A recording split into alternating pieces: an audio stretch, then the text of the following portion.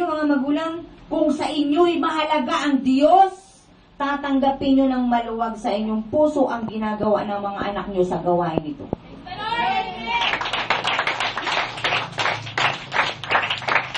Bakit? Hindi nga kayo makaganap eh. Anak nyo na lang ang pagaganapin nyo. Sige na, ikaw na maglingkod, di ko na kaya, matanda na ako. Kung kilala mo nga ang Diyos at dala mo, yan ang sasabihin mo. Hayain na yan, labahin na yan. Damit lang yan ang mahalaga yung kaluluwa ng tao.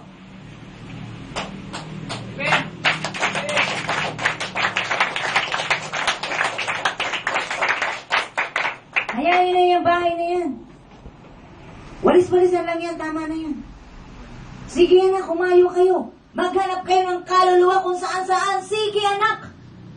Baka dyan ang nais ng Diyos na gawin ng tao. Ikaw na lang ang gumawa sapagkat di ko na kaya.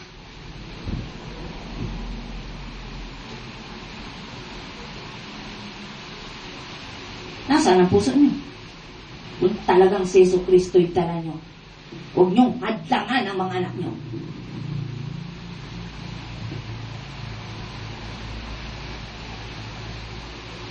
Sa mga kabataan narito, pakitaas ang kamay. Yung mga dati na, kailan kayo magkukumit ng full-time kay God? Kailan kayo magiging regular? Vincent, hindi ka pa regular. Kailan ka magiging regular? Ngayon na? Ikaw? Sa lahat ng mga hindi pa regular member, makipag-usap kayo sa nag-akay sa inyo. Mag-commit na kayo. Yan ang tanging magagawa nyo sa buhay nyo na mahalaga. Sabagat ang bagay walang kabuluhan. Praise the Lord! Amen!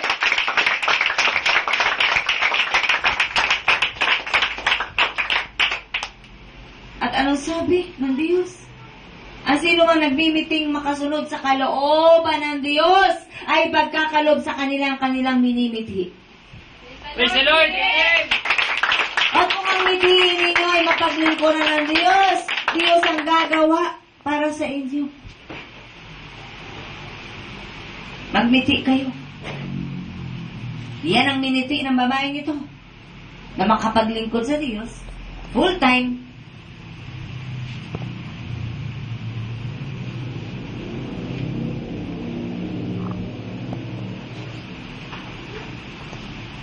Dito sa tatlong bago, mayroon ditong tinatamaan ng todo.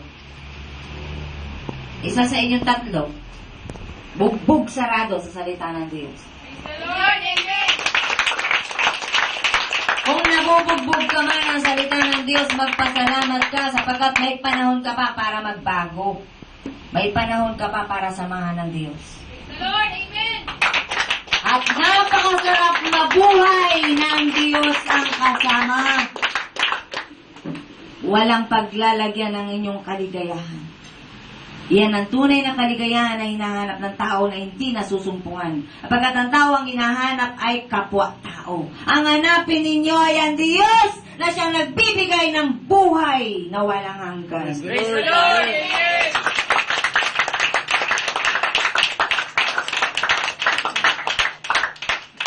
Sa Diyos mo hanapin ang kaligayahan at ang pangarap mo'y iyong makakamtan. Praise the Lord! Amen!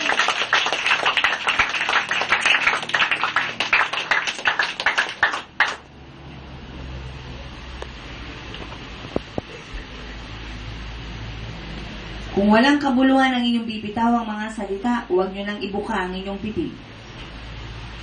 Kung walang mapupulot na maganda dyan, huwag na kayong magsalita.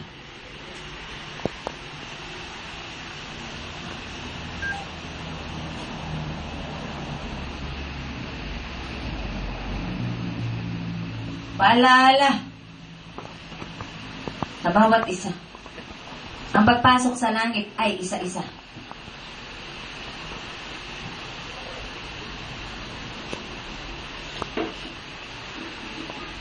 Hindi sasabihin, the voice of Jesus Christ, lahat ng miyembro pasok. Paano kung hindi ka gumagawa? Membro ka nga ng the voice of Jesus Christ. Pero patay ka pa rin. Nakasuot ka nga ng t-shirt na yun. Francis Marayo! Toriana. Taas ang kamay. Pasok. Praise the Lord. Amen. Jocelyn. Sacramento. Taas ang kamay. Pasok. Gilbert Toriana. Taas ang kamay. Pasok. Ay, hindi ka natawag. Paano ka? Sasabihin mo, The Voice of Jesus Christ din po ako, member ako doon. Palagi nandun ako paglinggo. Pero yung karelasyon mo, hindi mo maiwan-iwan. Ikaw? Di kita kilala. Alis ka. Alis ka muna. Kapag nakaharang ka sa pintuan. Natapos na ang pagtatawag, hindi ka pa rin natawag. Nagsara na ang pinto, nasa labas ka lang. Kaya mag-iingat kayo, kayong lahat na nagsasabing tinanggap niyo na ang Diyos. Mag-iingat kayo.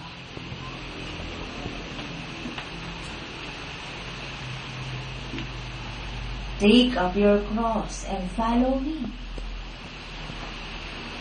Ibig sabihin, magtiis ka na yung mahal mo ng 10 taon na karelasyon mo, iwan mo, sapagkat yun ang sabi ng Diyos, take up your cross. Yun ang cross mo, magtiis ka, wala siya. Pagkat di kalooban ng Diyos, yung taong yun para sa'yo.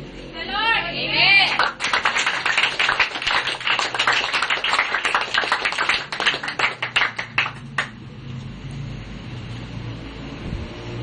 Kinig kayo. Doon sa mga may karelasyon na hindi pa asawa, dalhin mo rito yung karelasyon mo.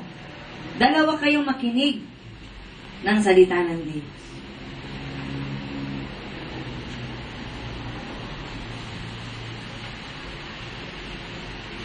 Kapag gumawa kayo ng isang bagay na hindi ayon sa kalooban ng Diyos, kasuklam-suklam yan sa Diyos. At kapag kasuklam-suklam yan sa Diyos, mahihirapan kang tumawag sa Diyos.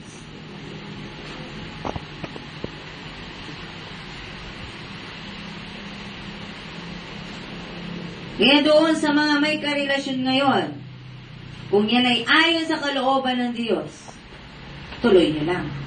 Subalit kung hindi ayon niya sa kalooban ng Diyos, stop na yan ngayon pa lang. Stop na yan ngayon pa lang.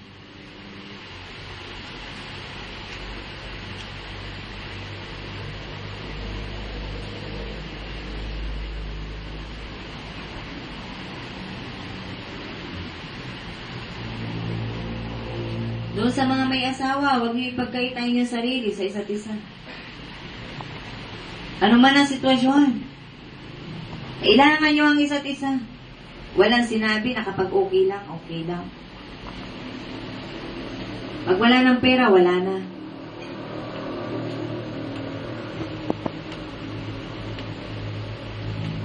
Ipadama ang pag-ibig sa isa't isa. Lalong-lalo na kung kailangan niyang pag-ibig na yan. Yun yung panahon na wala nang umaasikaso. Na wala na ng lakas yung mahal mo. Doon kanya kailangan sa tabi niya.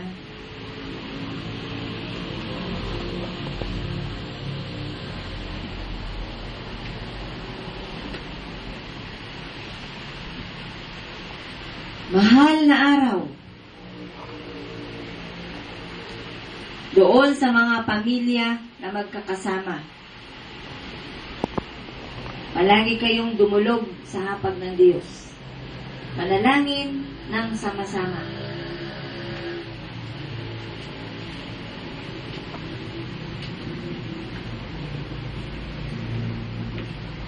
Kailangan ba maghiwalay ang pamilya? Kailangan sapagkat kailangan kumita ng pera. Maraming kadahilanan.